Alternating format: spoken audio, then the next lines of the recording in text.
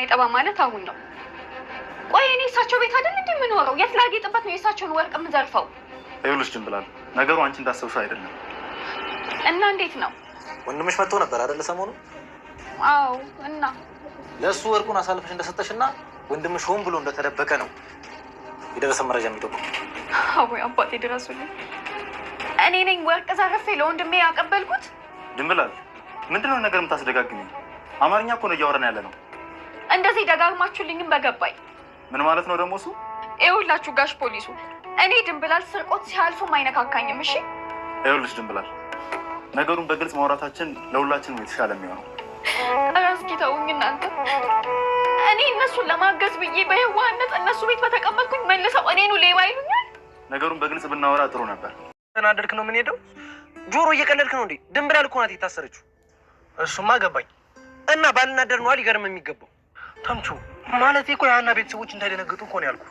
አሁንም የሚያሳስበኝ የእነሱ ጉዳይ ነው እንጂ የኔ ጉዳይ አይደለም አይደል? ኧረ እኔ እንደሱ ማለት አይደለም። ተወኝ በእናትህ። እሺ አሁን ተረጋጋ። ለሀና ልደውልላትና ላገኛት። ከዛ ድንብላል የት እንዳለች እጠይቃታለሁ። እሺ በቃ ደውልላት። በዛውም ከሀና ጋር መታረቂያ ሰበብ አገኘው ማለት አይደል? ምን? ቆይ አንተ ሰውዬ ለራስህ ነው እንዴ የምታመቻቸው? ምን ማለት ነው ደግሞ?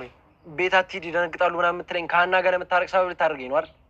እንደዚህ ሆና ከሚስተካከል ቢበላሽብን እንመርጣለን። ይቺ ልጅ ግን ምን አድርጋላችሁ ነው እንዴ?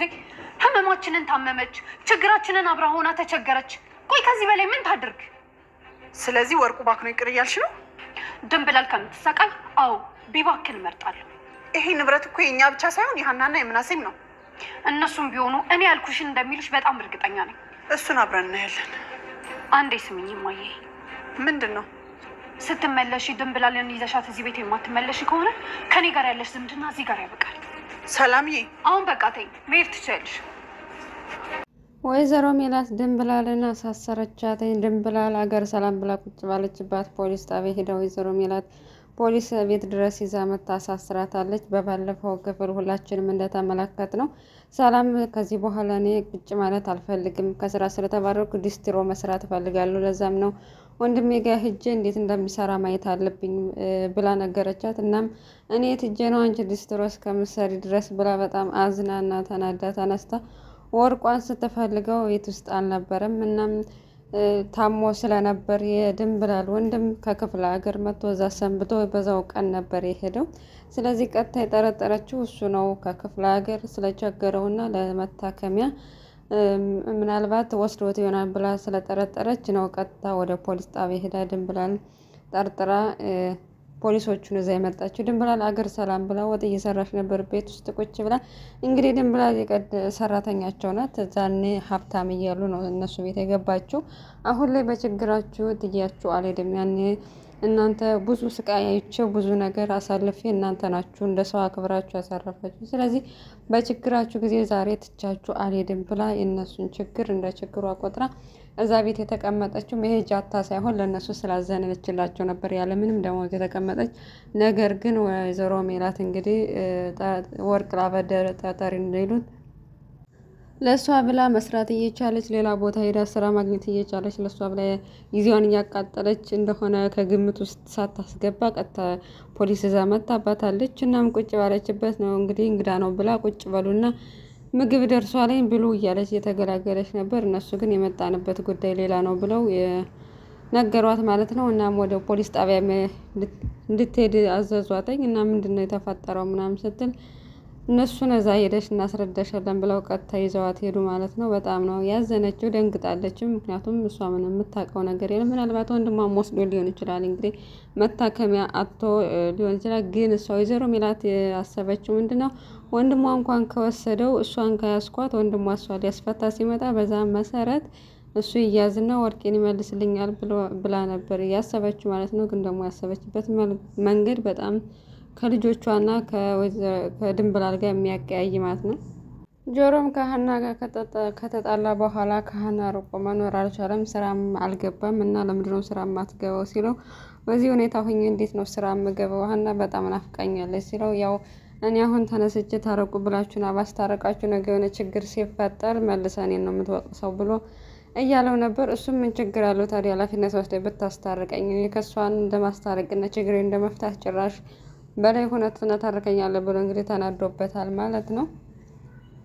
ያው የተለመደው ነው የጆሮና የተምቹ ጭቅጭቅ ማለቂያ የለውም ማለት ነው። እሱም ሀናን መሳደብ አያቆምም፣ ሀናም ጋር መጋጨቱን መስማማቱን አያቆምም። በቃ በሁለታቸው ምክንያት እንግዲህ ጸቡ ሁሌም እንደተነታረኩ ነው። አንድ ቀን በሰላም ቁጭ ብለው ችግራቸውን ተግባብተው አውርተው አያውቁም ማለት ነው። ምክንያቱም ተምቹም ሆን ብሎ ጆሮ ለማናደድ ሀንን ይነቅፋለኝ። ሀናን ሲነካበት ደግሞ ጆሮ በጣም ነው የሚናደደው፣ ወዲያው ነው የሚናደደው እና ተነስቶ ጥሎት ይሄዳል ማለት ነው።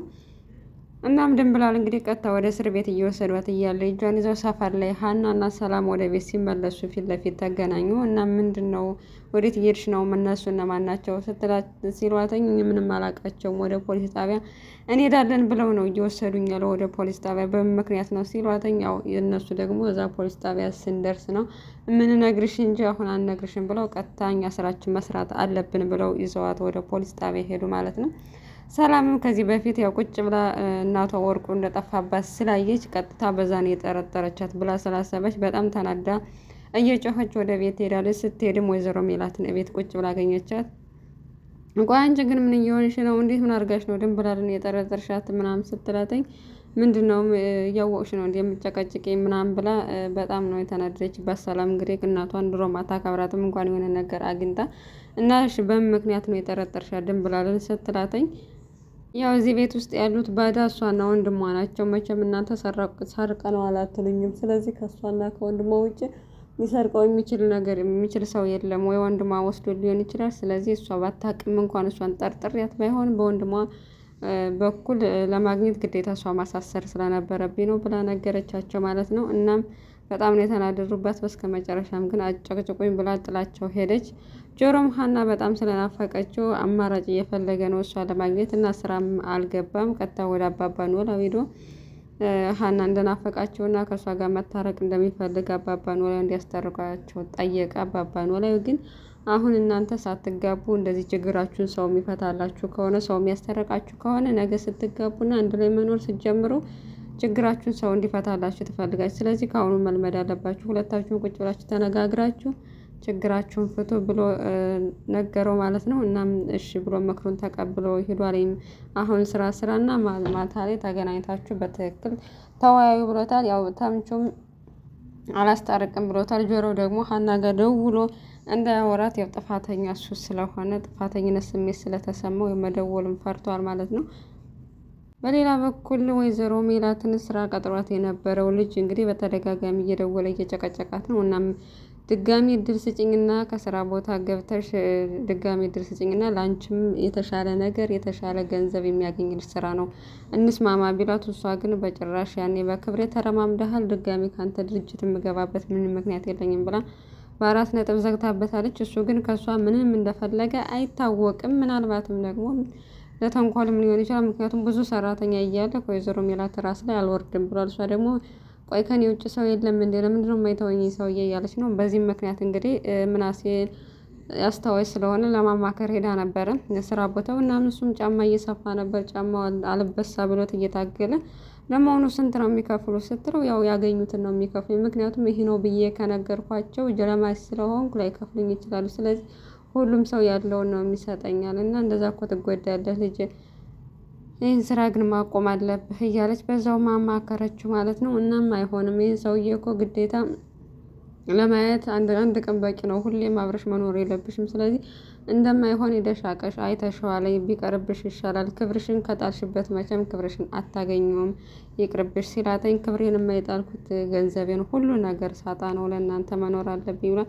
እናም ልጁም ከእሱ ጋር ከምናሴ ጋር ሂዳ እንደዋለች ስላወቀ እየተከታተላት ስለነበረ በሌላ ቀን ተከታትሎ ምናሴ ጋር ሄደ። ምናሴም አላወቀው ነበር እና የወይዘሮ ሜላት ልጅ ነህ ብሎ ጠየቀው። አዎ ብሎ ሲለው ያው ነገረው ማለት ነው። አለቃዋ እንደሆነ ከዚህ በፊት ከእሷ ድርጅት እንደሚሰራ፣ አሁን ላይ ግን እሷ እናቱ ከሱ ድርጅት እንዲሰራ እንደሚፈልግ ነገረው እያንዳንዱን ነገር። እሱ ግን ያው እሷን ሄደህ አናግር ብሎታል።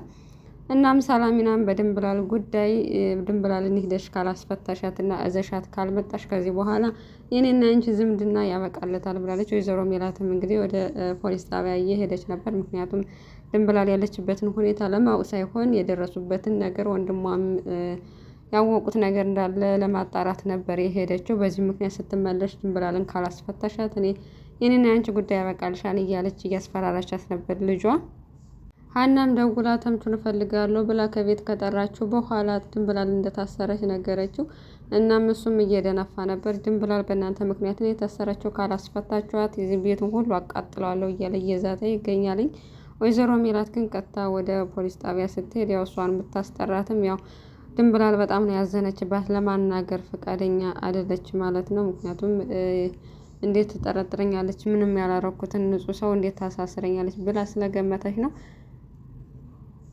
ተምቹም በድጋሚ እነ ሀና ቤት መጥቶ ሁላቸው ቤተሰቡን ለማናገር ነበር የመጣው። ነገር ግን ማንንም አላገኘም። ያገኘው ሀናን ብቻ ነው። እናም ድንብላልን የማታስፈቱ ከሆነ ቤተሰባችሁ ላይ ትልቅ ጉዳትና ችግር እፈጥራለሁ እያለን፣ ምክንያቱም በችግሬ ጊዜ ደርሳ ከወደኩበት ያነሳችው ድንብላል ነው። ድንብላል እኔ ላይ ምን አይነት ቦታ እንዳላት ታውቂያለች። ስለዚህ በእሷ የመጣብኝ ማንንም አልፋታም። ስለዚህ ከድንብላልን እንዳሳሰራችሁ አስፈቷት፣ አለበለዚያ ትልቅ ችግር ይፈጠራል ብሎ ሀና ላይ ዝቶባት ሄደዋል ማለት ነው። ምክንያቱም እሷ ቤተሰቧን እንደሚያጠቃ ነው እንግዲህ የገለጸው።